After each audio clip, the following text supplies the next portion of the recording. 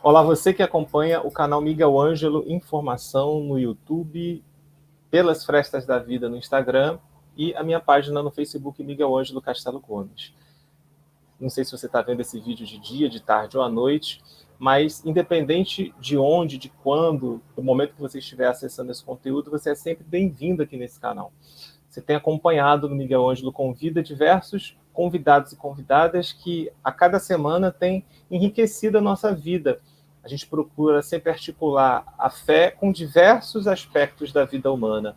Já trouxemos aqui pessoas que puderam nos ajudar e muito com a sua visão de mundo, com seu conhecimento, com a sua vida, com seu testemunho.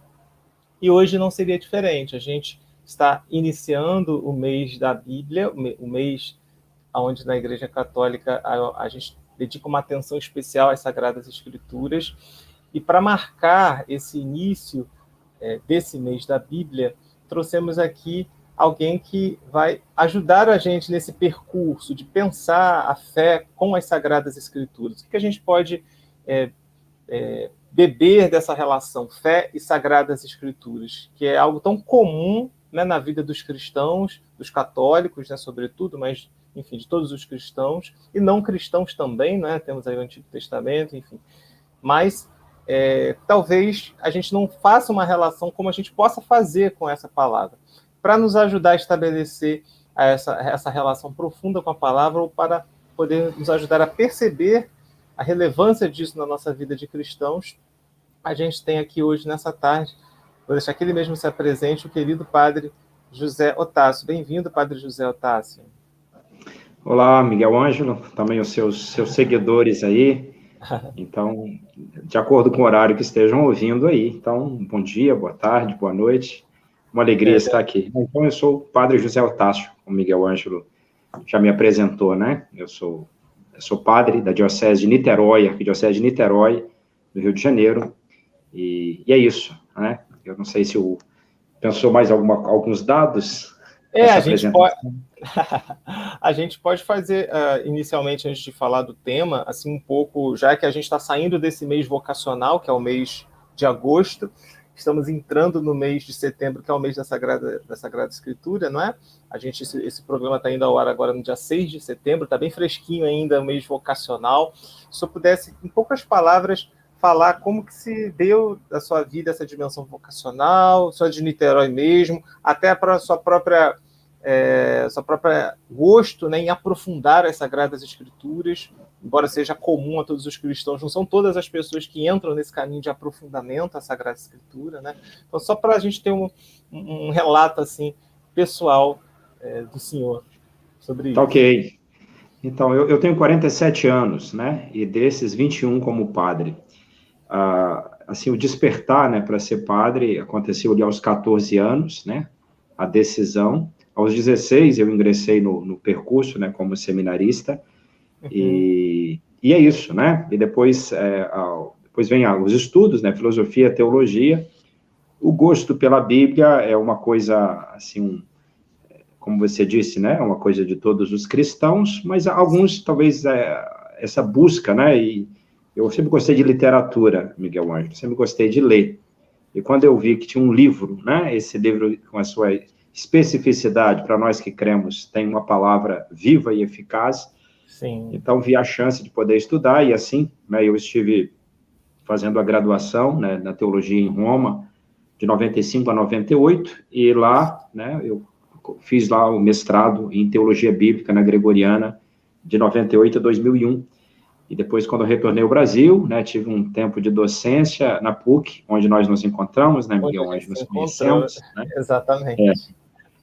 E depois, então, veio, né, estava ali ajudando, auxiliando na parte acadêmica, né, como professorista, e até por incentivo agora de Dom Paulo César, né, então, Padre Paulo César, eu vinha fazer o doutorado, né, de 2008 a 2012, sempre em teologia bíblica, né, que é a paixão, assim, né.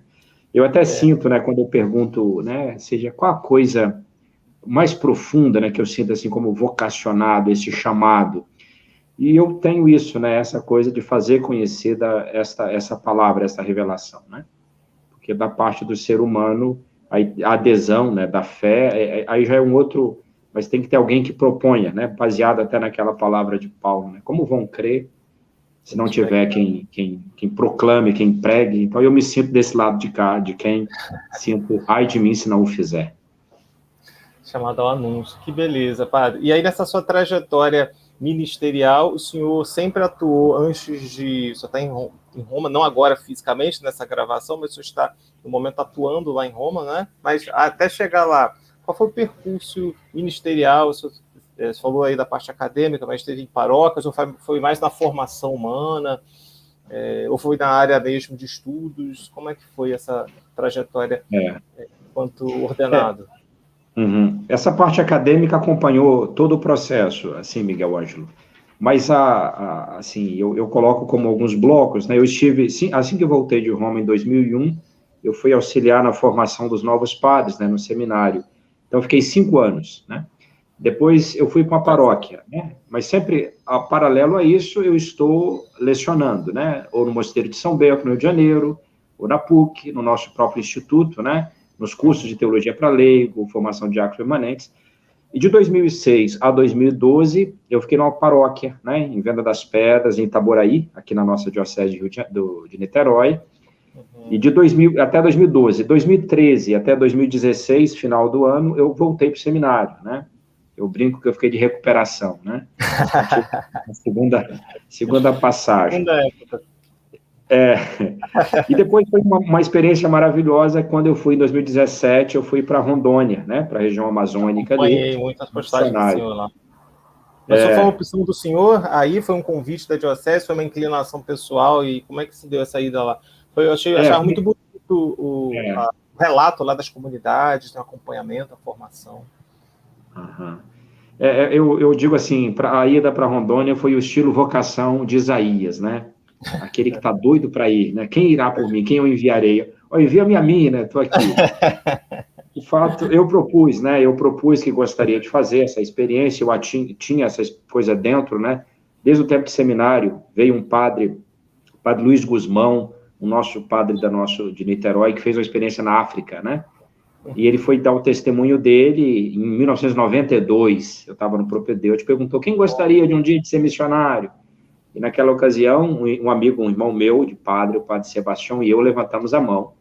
Mas isso, de fato, veio a poder ser possível, né? No momento que eu achava que seria difícil, né? Porque estava como já professor ali, 40 horas na PUC, né? Então, formador no seminário, pastoral universitária, tudo muito amarrado à vida. Mas aí foi muito compreensivo o meu bispo e a minha igreja me enviou, né? Mas nesse estilo, do que eu estava com a vontade, né? Como quando nos Atos dos Apóstolos narra a primeira missão de Paulo, dizem que eles os deixaram ir, ou seja, estavam tão com vontade de ir, a comunidade deixou ir. Então o bispo me deixou ir. O bispo deixou, você já estava querendo ir antes, ele não vai, que é a hora. É um jogador para entrar em campo, doido para entrar e fazer o gol. Perfeito, boa metáfora também, isso aí. Foi uma experiência, então fui lá, né, estava a 160 quilômetros, né, de Porto Velho, nas comunidades, era uma área missionária, né, tinha uma sede, mas outra, umas 30 comunidades, digamos assim, e as distâncias, né, sempre muitas estradas precárias, mas pessoas, assim, com um coração aberto à fé, né, essa fome da palavra da qual fala o profeta Amós, né, eu sentia naquelas pessoas, e essa foi, aliás, a contribuição minha, né, eu até pensava assim, qual pode ser minha contribuição aqui na missão, né, o que eu posso deixar para essas pessoas, e me veio isso, né, seria parte da formação, né, organizamos lá um curso de teologia, né, e uma vez por mês, né, o dia todo, um sábado, as pessoas vinham das diversas comunidades, né, e durante 2 anos, né, foram 20 encontros, né, eu organizei de modo a colocar os diversos, 4 desses 4 sábados, né, foram só Bíblia, né, que é o fundamento da teologia, a alma, né,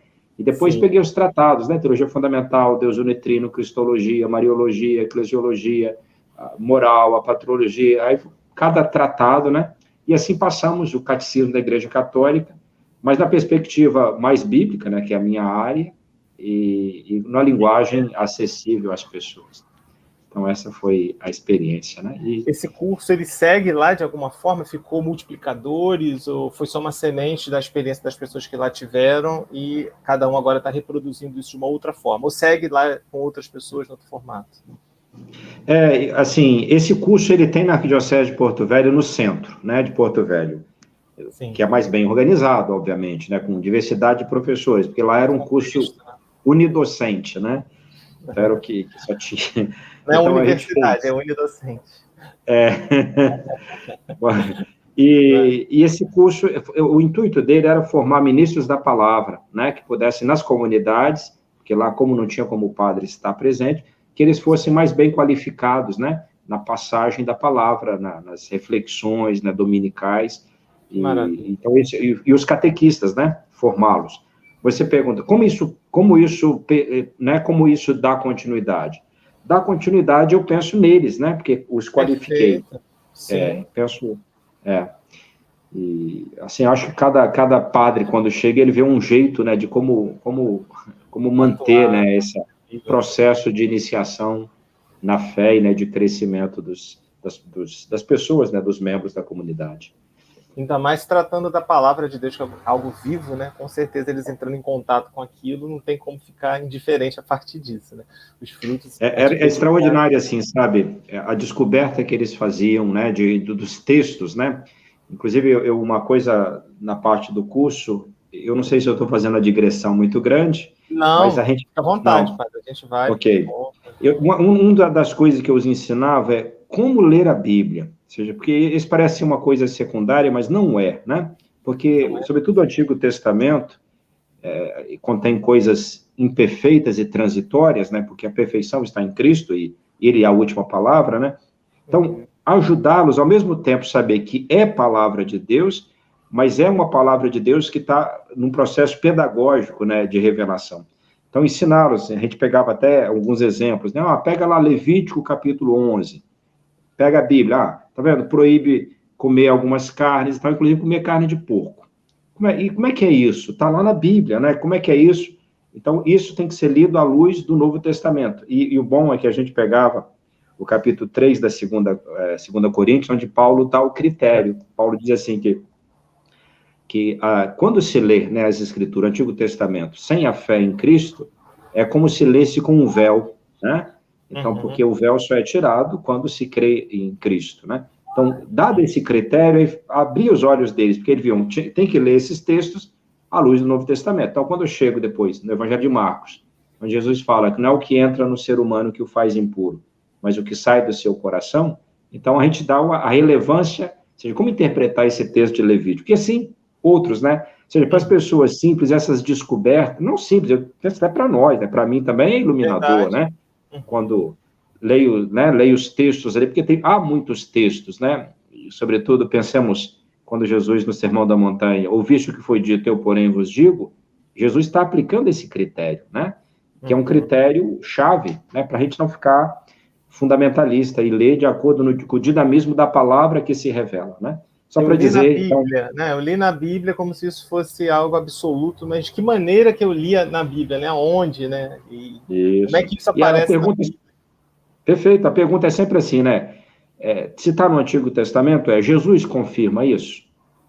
Isso? Boa. E qual luz nova o mistério de Cristo traz sobre esse fato, né? Se ele é profético, ele é aberto. Porque o Antigo Testamento, ele é um texto, nós os cristãos vemos como grávido, né? Como ele está aberto, né, a uma plenitude, ele é assim, né? E assim que nós o lemos, né?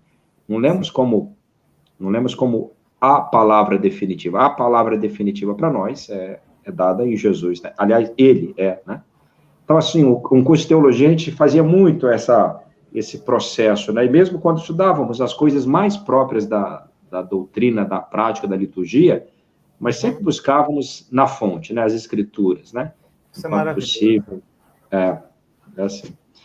E é isso. E penso que quando a gente lê esse jeito, né, católico, né? Esse é o jeito católico de ler a Bíblia, que eu leio dentro da tradição viva, né?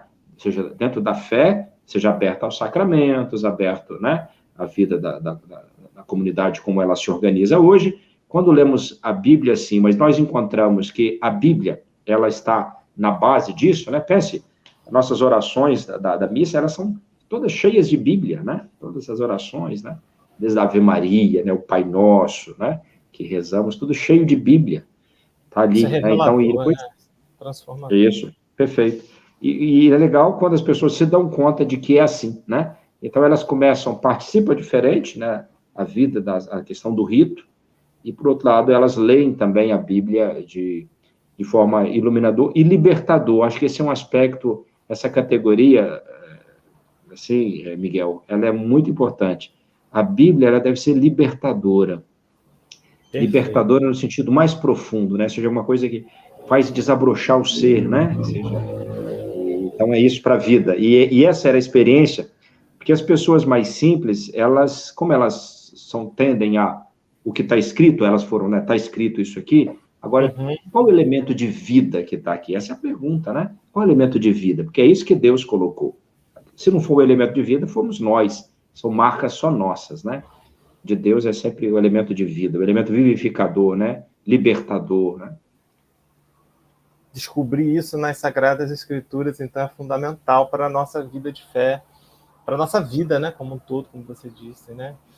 Antes da gente mergulhar aí, até para você trazer, de repente, mais elementos aí da fé na Bíblia, que acredito que esse é um choque bom, né? Quando você descobre, se você entra, por exemplo, num universo litúrgico, de ir mecanicamente nas celebrações e tal, e não se dá conta de que aquelas orações, que aqueles cantos, aquelas expressões aí estão vinculadas com a palavra viva, você ter um contato com isso.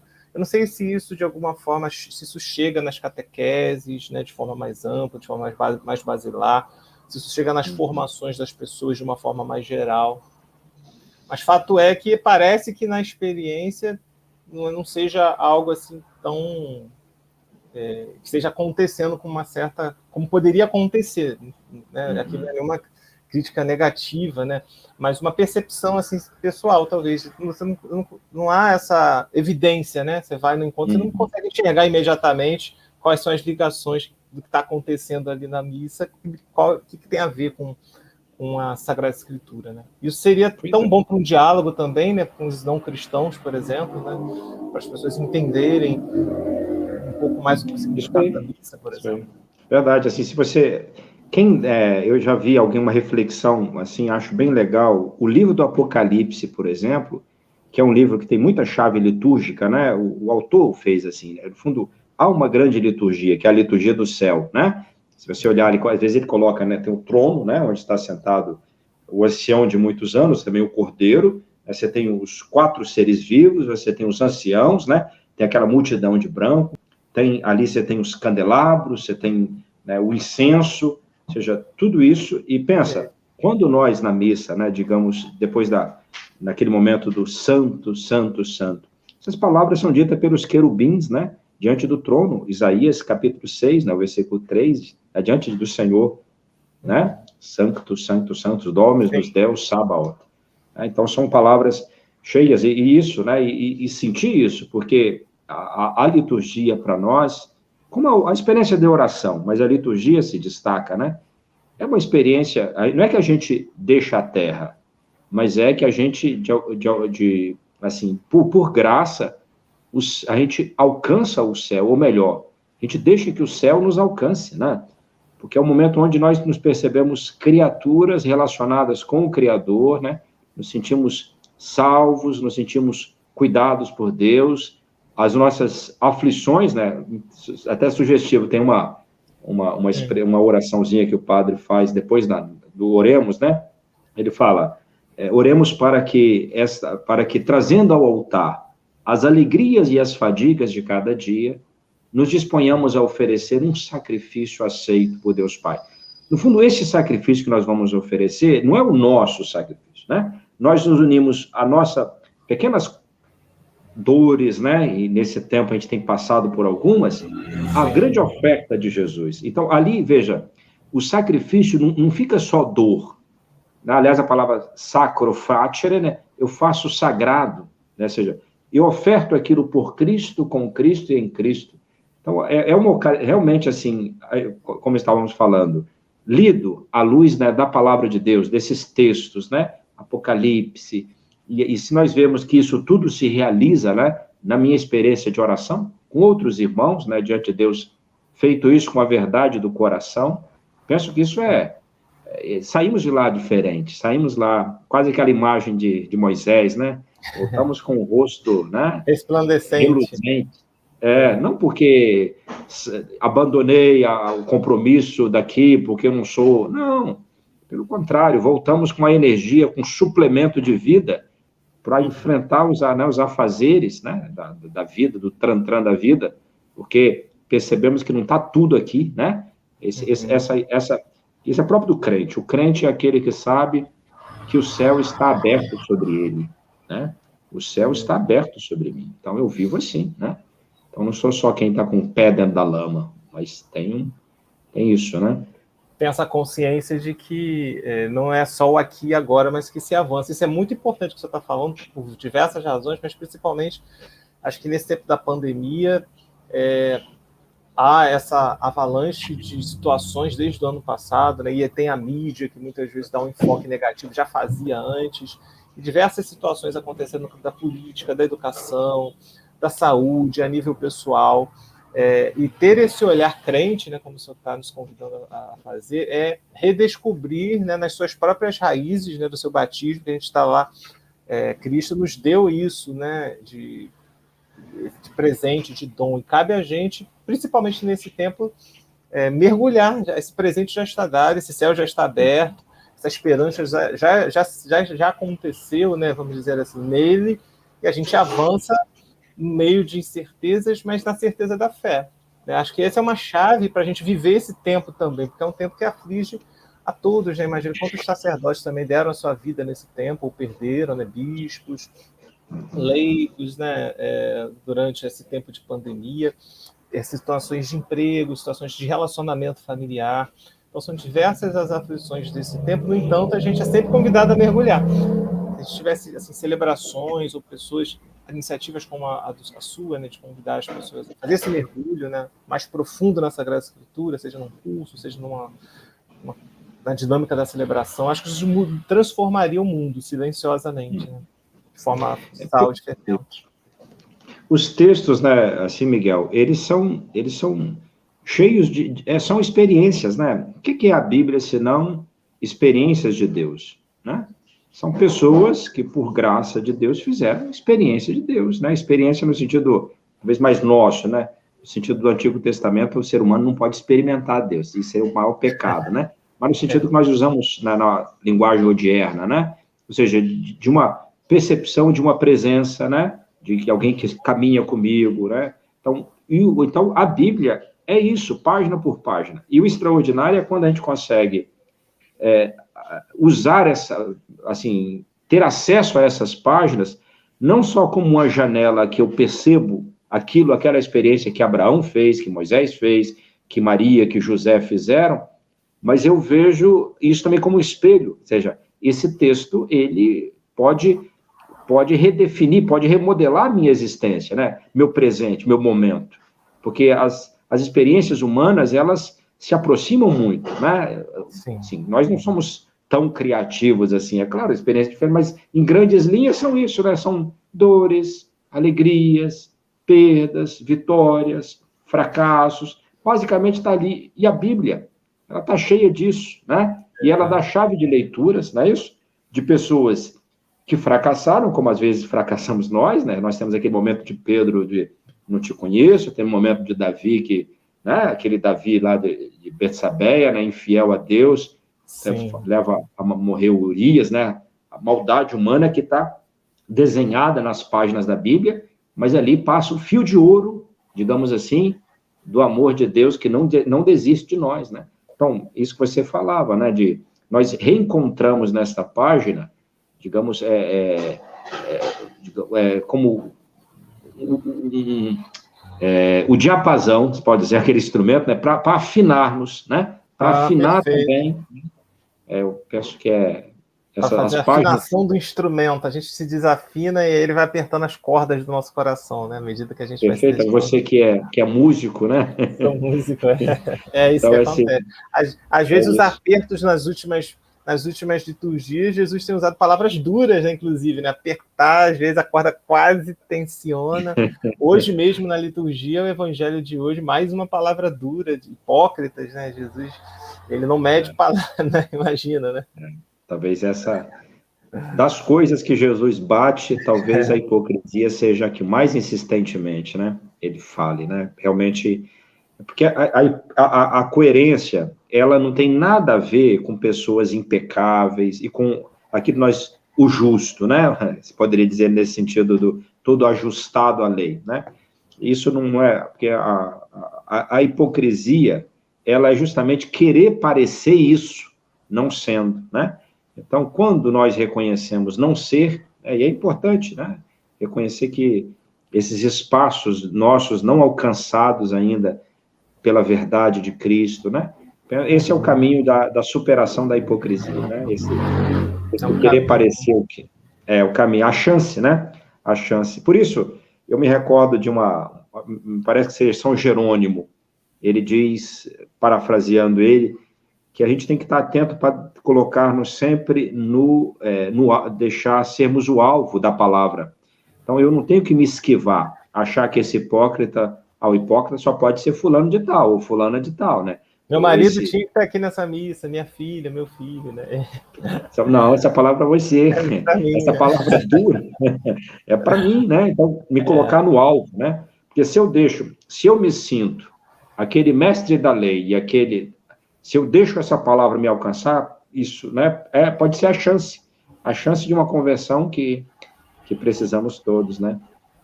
Sim. E, padre, assim, retomando, como é que o senhor começou a fazer esse tipo de trabalho também usando as redes sociais? Que eu já vi o senhor fazer durante bastante tempo no Facebook. Acho que quando teve também nesse trabalho missionários em Rondônia, acho que surgiu uma parceria com uma rádio, mas sempre nessa mesma linha bíblica, né? É sempre aí esse desejo, como o senhor falou aí, impelido de contribuir com uma experiência mais significativa com a palavra. Mas veja onde o senhor está, mesmo não estando numa rádio, agora estando lá em Roma, o senhor sempre separa um tempinho lá do seu horário para continuar nessas redes sociais falando, né, sobre a palavra. Como é que é isso, na sua vocação e usando as redes também, né? Eu mesmo sou um que sempre que eu não posso estou lá conectado e vendo essas postagens, né? Não é de hoje, né? Quando era digitado no Facebook, até surgir a sugestão. Aliás, me recorda aquele fato, né? Eu sempre colocava uma reflexãozinha, por sugestão sua, acabamos juntando e fizemos um livro, né? Foi isso. Foi isso mesmo. E fica a dica aqui aberta, pode baixar esses vídeos que o senhor coloca e colocar num canal do YouTube. Eu ia falar isso para o senhor. É possível fazer isso. Aí eu não sei fazer ainda, não. Mas depois você me explica. A gente conversa depois. Ia ser ótimo legal. Se estivesse lá. Então, Miguel, o que acontece? Quando eu fui para Rondônia em missão, o bispo de lá, Dom Roque Palocci, ele pediu que eu auxiliasse nessa parte da formação, mas ficava difícil, porque eu estava a 160 quilômetros, né? Eu fazia lá no meu local, né? Mas no último ano que eu estive lá, em 2020, né? Já no início, quando eu fui, aí ele pediu que eu fizesse um programa na rádio, que era Bíblia Aberta, com o intuito de ajudar os ministros da palavra nos rincões mais distantes da arquidiocese, que eles pudessem ajudá-los a preparar a palavra do domingo, né? Então era isso, o programa tinha meia hora e eu passava as leituras, né? Com a minha nova missão, né, que eu fui enviado, então, para Roma, né, onde agora desempenho minha missão, lá como reitor do Colégio Pio Brasileiro.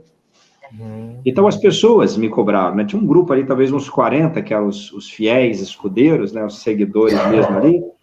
Aí fala, padre, mas você vai parar de fazer o programa? Aí eu falei, não, a gente pode encontrar um jeito de fazer, e continuei fazendo basicamente com a mesma configuração, né? Então, eu pego os textos, né? Eu os leio antes e procuro ali ressaltar os pontos, né? Talvez que tenha que explicar alguma coisa para ajudar o leitor, e perpasso, né? A primeira leitura, o salmo, a segunda leitura e o evangelho, isso em meia hora, né? Também para dar o recado logo, não ficar... e assim, então, não é que eu tenha muita vocação, eu faço como faço aqui, né? Pego um celular, ligo diante de mim, né? Fácil de acesso, pego os textos e vou repassando. Vai secando eles. E é isso, e é uma experiência, assim, que eu sinto que que é bem acolhida, né? Eu sinto né? As Sim. pessoas acolhem bem, e é isso, né? Não é que eu seja um youtuber, não. A gente tenta usar oportuno e inoportunamente as oportunidades para poder comunicar, né, a boa nova do Senhor. Eu acho que Isso aí. nesses tempos de distanciamento, as mídias podem servir para nos aproximar também. Ela é usada de tantas formas, para alienar, para disseminar fake news. Por que não usar esse espaço para poder levar a vida, como você estava falando no início, né? Ou para sinalizar? Acho que muita coisa bonita acontece quando se propõe a fazer, como tudo que é humano. Você estava dizendo aí, o ser humano acho que é capaz do ótimo e do péssimo, né? O ser humano é capaz de se abrir a esse Deus, e ele é capaz também de fazer outras coisas que ferem esse mesmo Deus nele e nos outros. E aí eu fico muito feliz de acompanhar lá e ver, nossa, e sempre me inspira de fato a palavra, né? A forma como o senhor trabalha a palavra, tirando dela aquilo que é um alimento sólido, né? A gente até conversava em off antes, porque corre-se o risco de a palavra parecer meio que secundária ou como uma ponte para outras coisas, né? E a palavra, ela é a protagonista, ela deve aparecer assim, como centro, como protagonista. E às vezes, se não se tem atenção, ela aparece como justificativas para outros discursos, para outros interesses, né? Para autopropaganda, ou para, como o senhor mesmo falou aí, pegar desvinculado para agredir o outro, para justificar. Peguei na Bíblia e é isso, o outro que é o errado e você quer estar certo. Então, acho que o trabalho que o senhor procura desenvolver em termos de palavra também, né? Posso dizer que ajuda a mim e tenho certeza que ajuda essas outras pessoas que seguem a palavra que o Senhor anuncia, que é o próprio Cristo. Acho que é o exercício mesmo do seu ministério, da sua consciência, né? Esse valor da palavra na vida, a palavra de Deus, realmente a estatura da palavra de Deus, não uma teoria pura e simplesmente, mas a palavra viva, né? Que vai ganhando vida em nós. Isso. Eu acredito muito assim, Miguel, que o nosso dever, né, nosso trabalho de pregadores, a gente não pode subestimar a inteligência das pessoas, né? Mesmo das pessoas mais simples.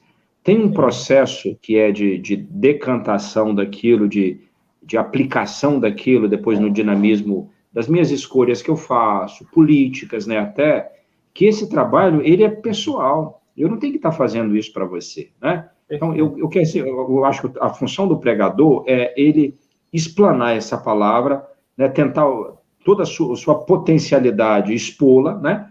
E porque quando essa palavra ela tem um elemento, digamos, de profético forte, que talvez no contexto ela realmente ela esteja grávida ela é um elemento para ler de maneira crítica um momento político e tal, mas isso não dá, minha percepção, eu só não posso subestimar o meu ouvinte e querer fazer esse passo para ele. Então, esse clique eu penso que eu tenho que deixar para ele. Eu proponho, ou seja, a palavra é essa, né?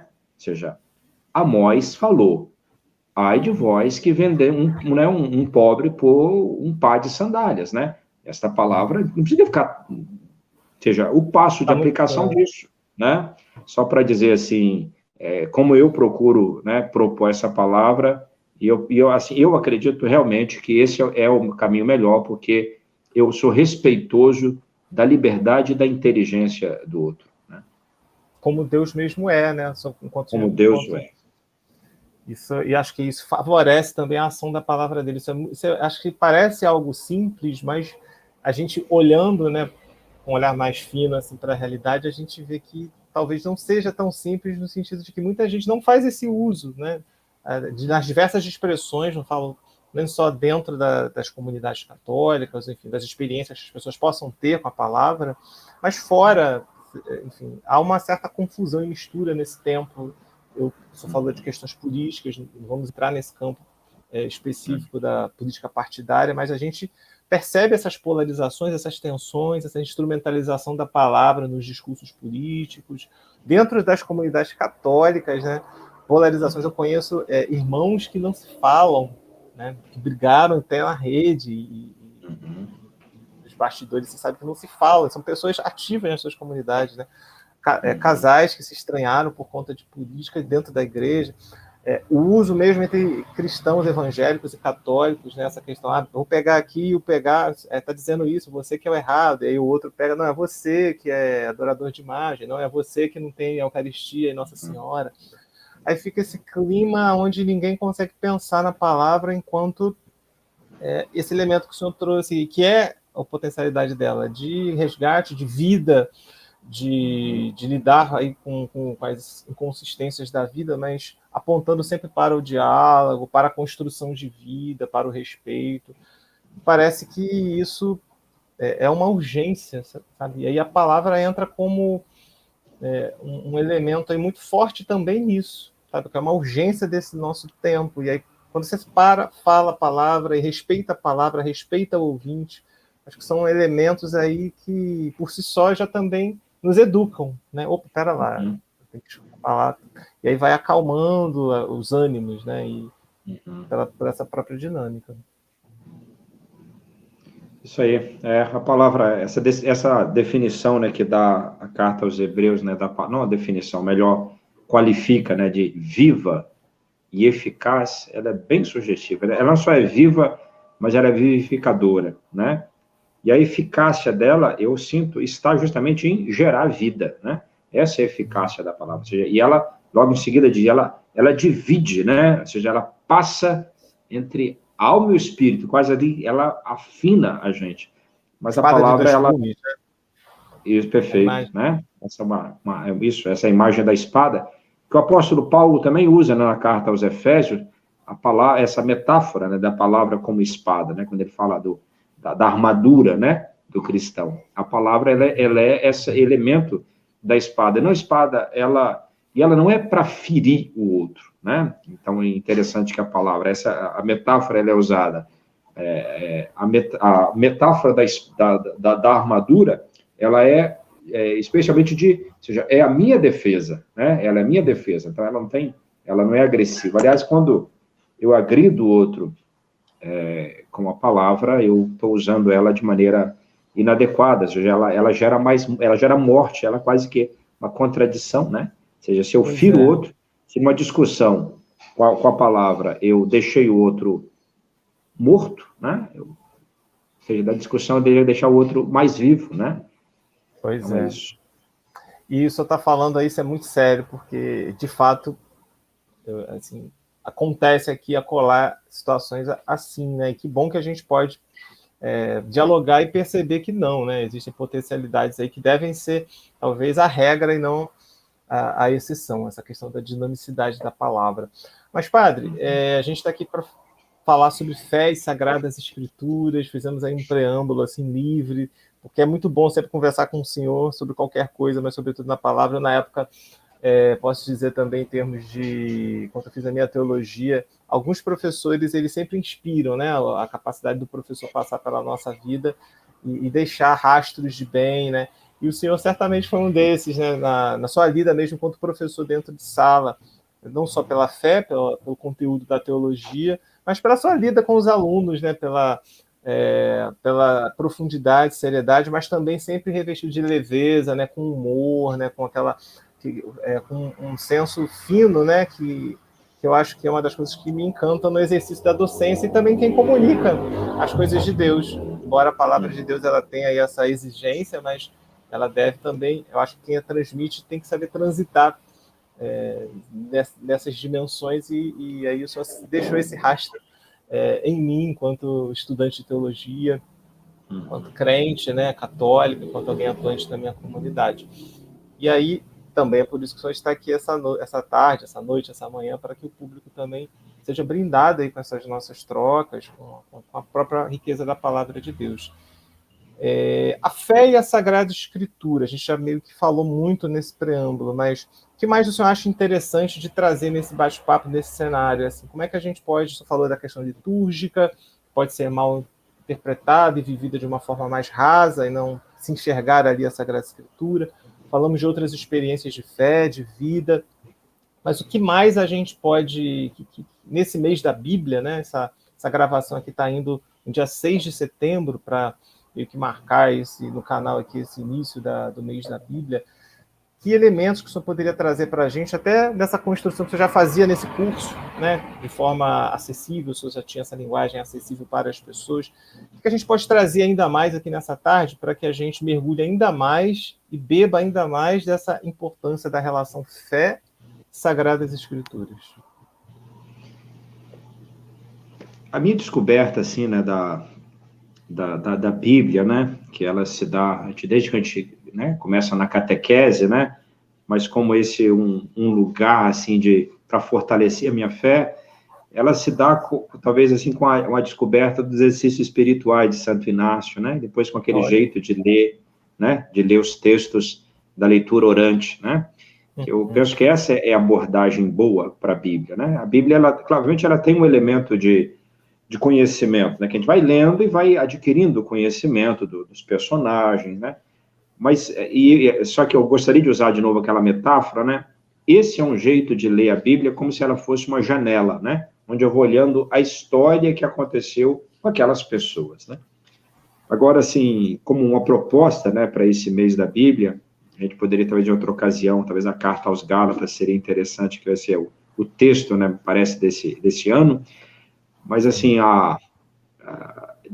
essa perspectiva da Bíblia como espelho, né? A gente se vê nas páginas, né? Só para, usando, então, a liturgia de domingo passado, né? Ou desse domingo, foi do 21º domingo, né?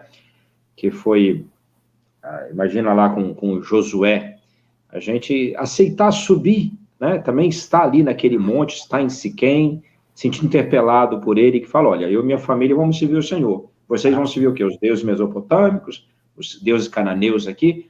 Ou seja, sentir essa interpelação da palavra. Então, quando nesse jeito de ler, né, a gente falou, superar um jeito fundamentalista. Isso é importante, né? Como é que eu supero o jeito fundamentalista? Lendo sempre à luz do mistério de Cristo. Então, esse é um jeito bom. Mas o outro jeito é deixar-se interpelar pelo texto, pela palavra. Isso, sobretudo os textos narrativos, né? Porque tem textos de Paulo que são mais explicativos, né? Assim que é mais difícil de você interagir como um personagem. Mas os textos narrativos, do Antigo Testamento, do Evangelho, essa é uma abordagem muito frutuosa para a Bíblia, né? Imagina, a gente entrar naquela sinagoga em Cafarnaum e diante daquele discurso de Jesus do pão da vida ali, em algum momento, a gente começa a ver alguns dos nossos indo embora, né? A gente se admira, mas fulano indo embora, o outro indo embora. Aí Jesus olha para a gente e fala, e vocês também não querem ir embora? É uma interpelação extraordinária, eu penso assim, é uma bomba para a vida, né? Saber que a minha permanência, ela não é por tradição, não é porque cheguei aqui, não é porque não tem outro lugar para ir, não, é uma resposta como essa de Pedro, né? Senhor, a quem iremos? Ou seja, eu acho legal essa resposta de Pedro, porque ela é típica de quem não sabe tudo o que vai acontecer, sabe? E nem sabe, entendeu tudo o que já aconteceu até agora. Mas é alguém que tem diante de si uma pessoa, que ele adquiriu uma confiança tal nessa pessoa, que ele fala, eu não sei tudo. Quase como um filho no pai, com o pai, né? Ou seja, eu não sei tudo, mas em você eu confio, né? Eu sei, nós reconhecemos, né?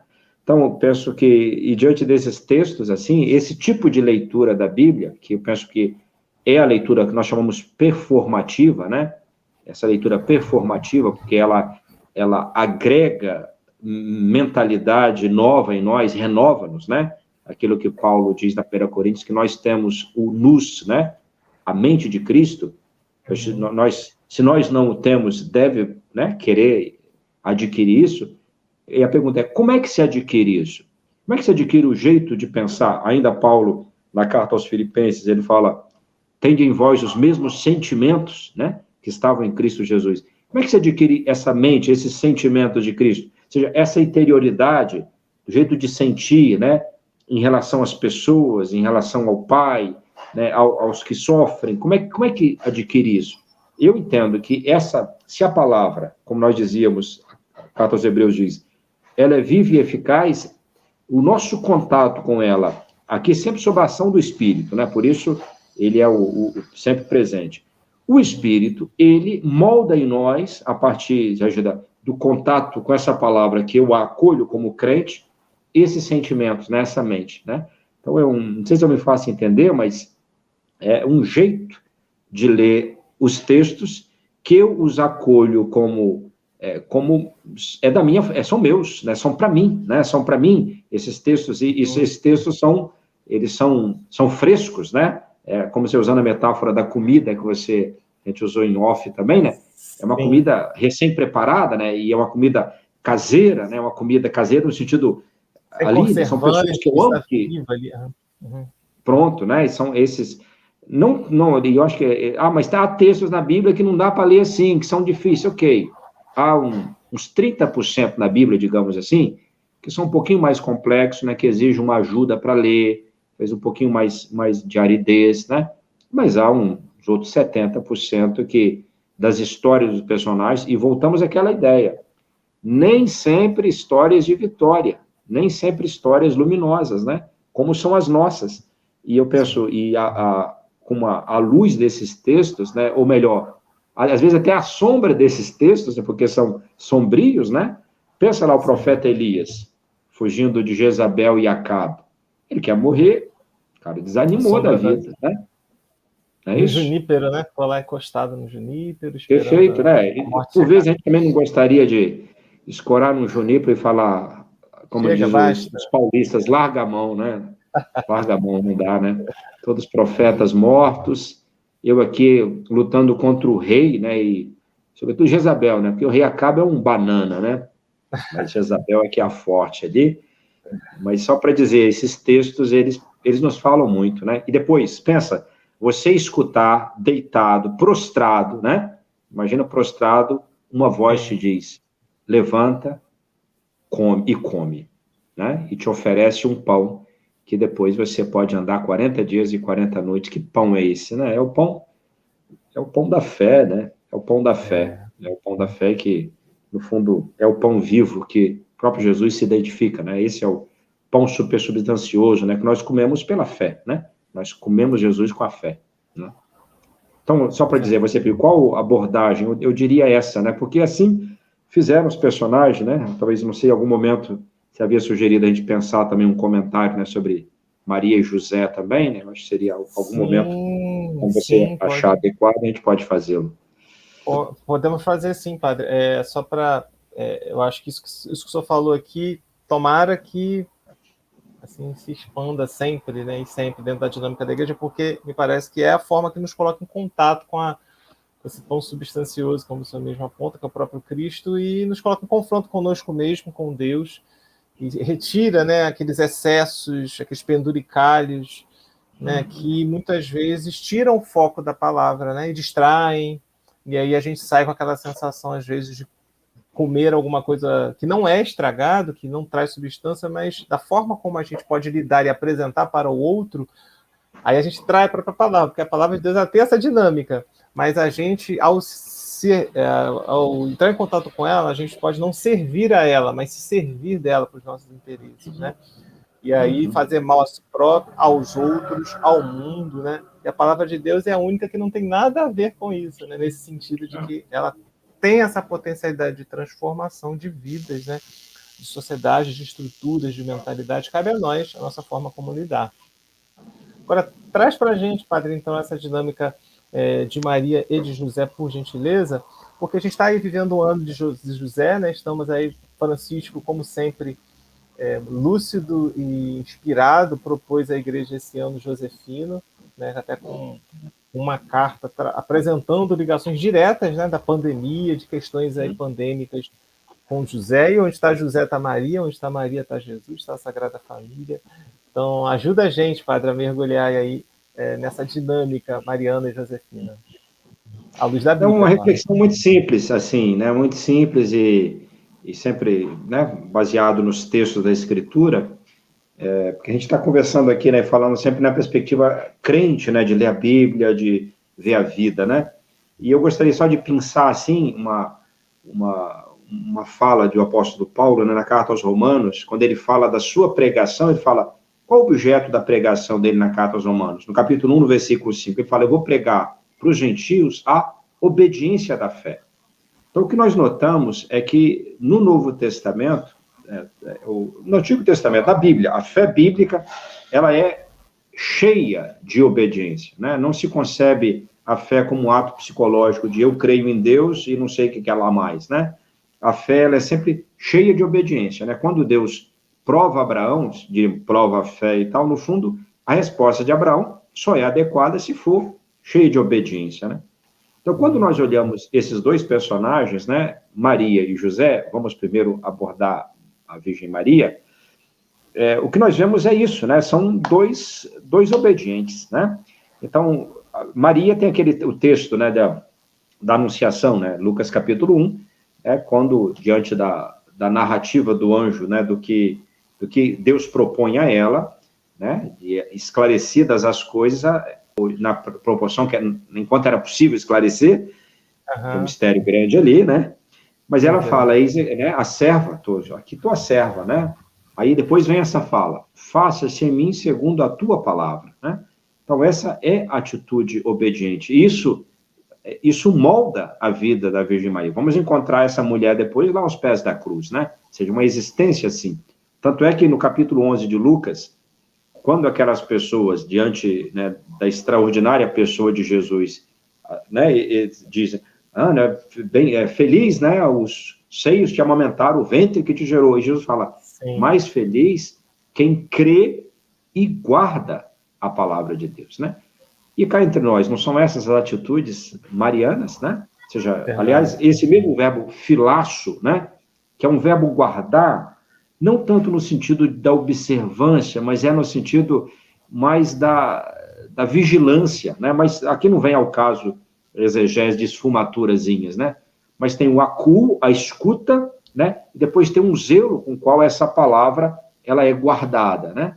Aliás, até uma digressão aqui, e esse pode ser até um risco nosso, porque o dinamismo da fé, ele vem da escuta, entre o acuo e o fazer, o poiel, né, o executar, tem esse meio aqui, né, que é o guardar a palavra, né? E muitas vezes as pessoas, elas enfraquecem ou desistem, né, fazem um encontro, né? Faz um encontro de casais com Cristo, faz um movimento, faz uma experiência, uma escuta profunda, né, e são impactadas.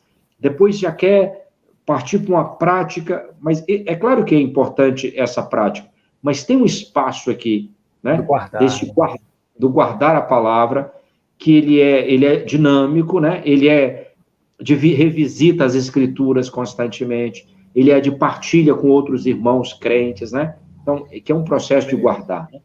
Para dizer, o extraordinário, então, da Virgem Maria, como crente, né, assim, é esse dinamismo de obediencial, usando a expressão de Paulo, né, a fé cheia de obediência. E que nós notamos, assim, outro aspecto também, Miguel, é que a fé, a experiência do crente, ela sempre gera um dinamismo social na vida.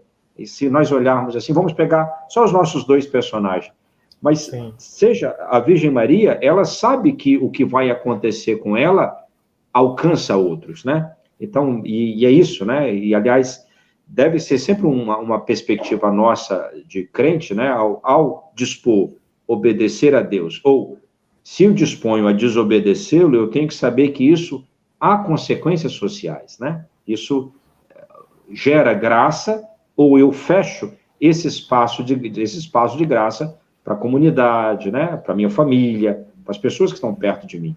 Então, quando o sim dessa criatura, né, a Virgem Maria, é um sim que permite, digamos, eu uso a metáfora do coco seco, né, que tem um espaçozinho onde nasce o broto, né, no coco seco. Então, sim, ela é aquele espaçozinho mole que permite, então, nessa humanidade dura, né, aqui possa acontecer algo novo. E esse algo novo é Jesus, não temos dúvida alguma, né? Então, mas ela é esse espaço de criatura. E o que permitiu ela fazer isso? A fé. E voltando àquela imagem que nós dizíamos, né, da atitude de Pedro, né, que não entendo tudo, mas em ti eu creio, né, que é a atitude também de Marta, né, quando Jesus fala, você crê, né, que quem crê em mim não vai morrer para sempre. Você crê isto? Olha o que ela responde. Eu creio que tu és, né, o Cristo, eu acho que é isso que responde, ou o Filho de Deus, eu não me recordo agora, mas eu creio em ti. Ou seja, aqui tem uma dimensão pessoal da fé, que dá confiança, né? Que é extraordinária, que é o que a Virgem Maria tem, não entendendo tudo, não compreendendo tudo, guarda no coração, né? Então, mas tem outro aspecto da fé, que é o aspecto obediencial, como nós dizíamos, que tem alcance social, né, para os outros. Chegando a José é extraordinário, porque eu acho assim, tudo de José se resume naquele versículo, acho que 24, do Mateus, capítulo 1, né? Que é quando diz, o anjo, depois de falar, ó, o que aconteceu com ele, é obra do Espírito, diz que ele levantou do sonho e agiu conforme o que o anjo tinha dito, né? Por que José fez isso? Porque José é um crente e sabe que a fé, ela é cheia de obediência, né?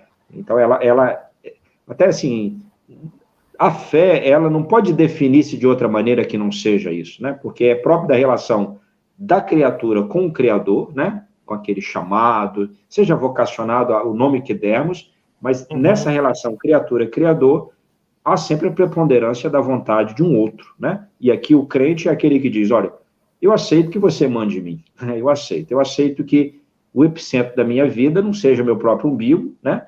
Não seja a minha capacidade, ou sei lá,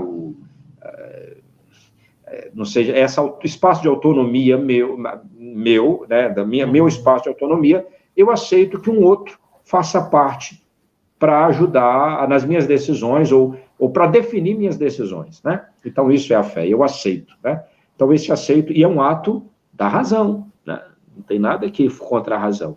Nem tudo é definível racionalmente, mas é aquela razão aberta, ou seja, eu aceito porque acredito que há um mistério que vai além do que eu vejo, né? Pensa a Virgem Maria e José, não vejo tudo, né? Agora, você está falando que é assim, como eu confio, né? Então, eu vou. Então, daí a gente vê o alcance social também dessa atitude de José, né? O alcance social que é uma vida depois devotada a esses dois, né? Vai para cá, levanta, leva para o Egito, volta para cá, é uma vida. Naqueles dois está toda a nossa esperança. Naqueles dois, seja na Virgem Maria e Jesus, né? Está a nossa esperança, no sentido de que, como ela foi a possibilidade de que viesse Jesus, né? E onde Deus toca, ele é o divino alquimista, tudo torna ouro. Então, ela se tornou também muito especial para nós, os cristãos, também como modelo, né? Como modelo de crente, né? Penso, ela não é uma deusa, né? Mas é uma baita cristã, né? Eu acho que é isso que nos interessa. Aliás, esses dois, né? E eu acho que quando o Papa propôs José, esse ano Josefino, propôs, né, sobre vários aspectos, né? O Papa coloca. Um deles é esse, né? Da paternidade, né? Acho que essa um jeito de ser homem, né? E um crente, né? Um baita de um crente.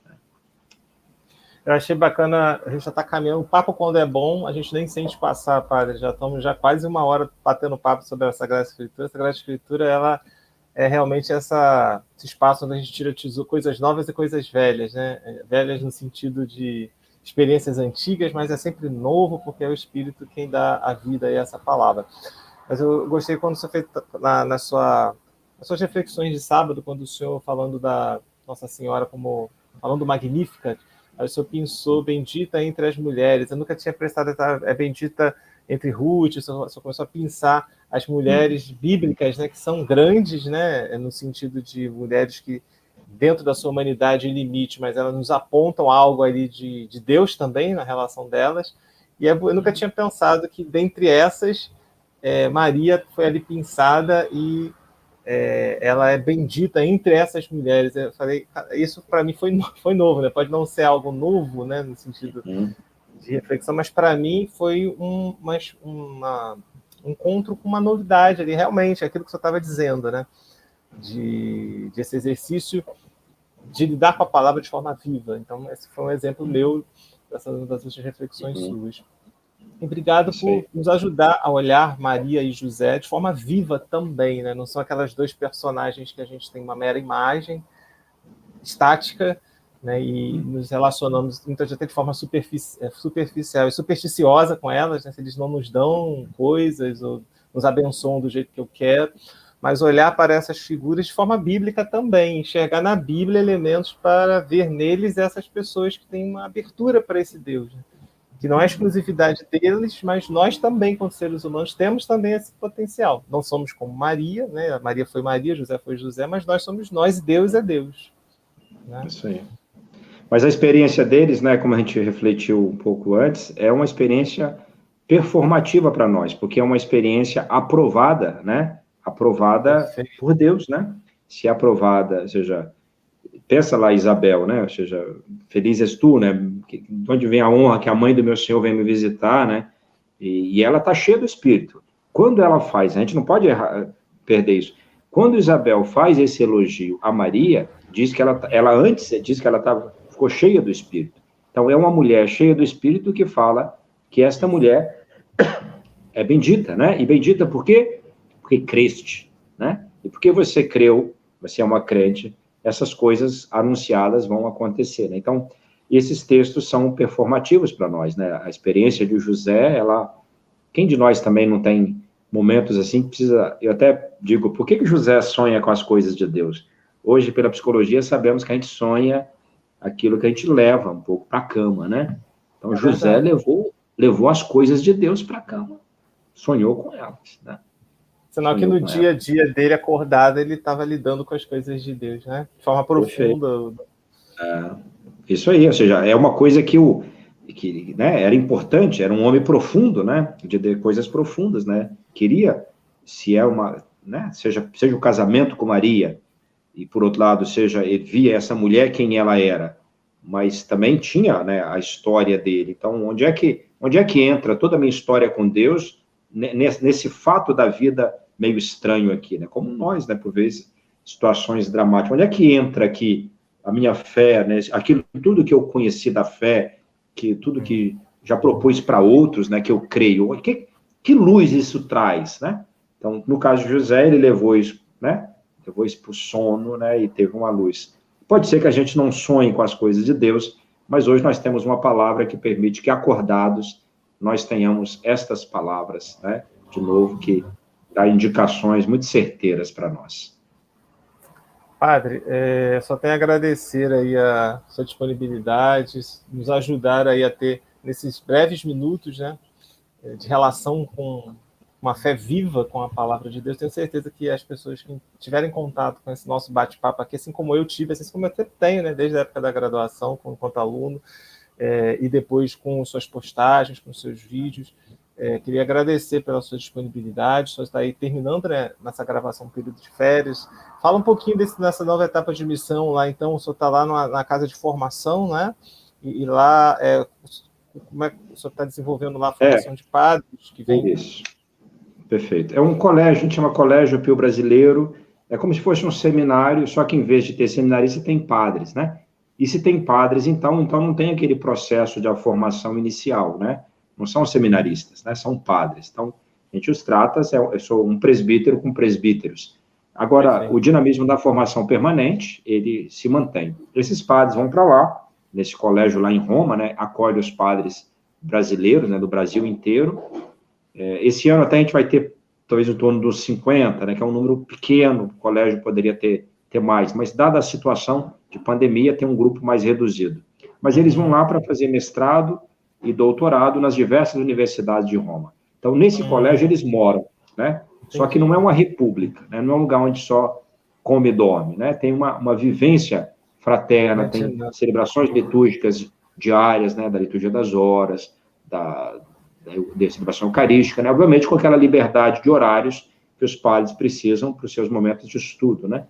Então, lá eu estou com a função de coordenar essa casa, né? De ajudar os nossos padres. É isso. Bom, né? Me sinto muito feliz e honrado de tê-lo aqui essa tarde. Obrigado, ou essa noite. À tarde a gente está gravando efetivamente no horário da tarde do Brasil, né? O padre também ainda está aqui no Brasil, mas quando esse vídeo for ao ar, as pessoas vão acessar em diversos horários. O padre não estará aqui no Brasil, estará na sua missão. Fica aqui o meu muito obrigado, né? Não só por essa gravação, mas agradecendo a Deus pelo dom da sua vida, da sua entrega ao Cristo vivo, né? E por servi-lo, né? Dando a sua vida em testemunho a essa palavra. nesses tempos tão urgentes, né? Eu falo não só dentro da igreja, mas no cenário que a gente vive atual, acho que a gente tem essa percepção, independente de fé, né? Se a gente tiver um olhar um pouco mais atento à realidade, a gente vai perceber que vivemos tempos mais exigentes, né? Sempre tivemos, né, a história marcada por tempos exigentes, mas hoje somos nós a vivê-lo, né, de forma efetiva. E que essa palavra seja inspiração nas nossas decisões, nosso agir, né, nosso proceder, no nosso falar. Obrigado por seu contribuir nesse mês da Bíblia, a ter esse olhar e essa atenção que a palavra merece na nossa vida. Um gosto. Obrigado pelo convite, tá? Foi um prazer estar com você e com os que acompanham o teu site aqui, o teu espaço, né? É uma alegria, padre. E aí fica aí o convite, se o senhor quiser, depois a gente conversa em off para organizar, que eu ainda acho que as suas postagens lá, elas podem ser recolhidas e colocadas numa espécie de banco de dados ali no YouTube, para as pessoas se beneficiarem simplesmente acessarem ali a palavra, de repente colocar ali o mês ou a liturgia a qual ela se refere, aí fica um banco de dados para as pessoas irem acessando. Na Facebook ele fica salvo, a gente já se beneficia com isso, eu, pelo menos me beneficio muito sempre quando posso, mas estando lá, fica aqui a dica, a gente vai providenciar isso, então se você autorizar, a gente conversa depois. Tá legal, Miguel. Um abraço grande para você. Tudo, padre. Se eu quiser deixar aqui uma bênção para o público, de alguma forma, a gente já recebe. Tá bem. O Senhor vos dê a paz, encha vossos corações de esperança, acenda cada vez mais a fé, esta fé cheia de confiança e de obediência. Ele que é Pai, Filho e Espírito Santo. Amém. Amém. Esse foi o Padre José Otácio, e você que está aqui e assistiu, compartilhe com a gente esse conteúdo, divulgue esse canal.